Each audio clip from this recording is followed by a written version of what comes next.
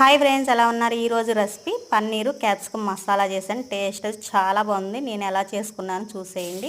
ముందుగా స్టవ్ వెలిగించి ప్యాన్ పెట్టి 4 స్పూన్లు ఆయిల్ వేసుకొని చిటికెడు పసుపు వేసుకొని పన్నీరు ముక్కలు అయితే వేసుకున్నాను. కొంచెం ఉప్పు కూడా వేసుకొని ఫ్రై చేసుకోండి. అప్పుడు పన్నీరు మనకి ప్యాన్ కంటుకోకుండా బాగా ఫ్రై అయ్యిద్ది. తర్వాత పన్నీర్ ముక్కలు తీసుకున్న తర్వాత క్యాప్సికమ్ కూడా వేసుకొని ఫ్రై చేసుకోవాలి.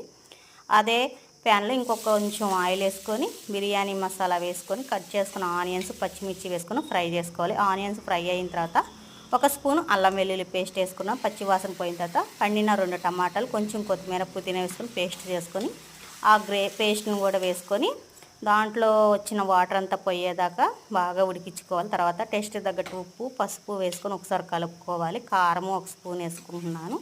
తర్వాత నానబెట్టుకున్న బఠానీ వేసుకొని ఒకసారి కలుపుకొని గ్రేవీ తగ్గట్టు వాటర్ అయితే పోసుకోవాలి. మన గ్రేవీలోంచి ఆయిల్ అంతా పైకి వచ్చి గ్రేవీ చిక్కబడిన తర్వాత ముందుగా ఫ్రై చేసుకున్న పన్నీరు క్యాప్సికమ్ వేసుకోవాలి.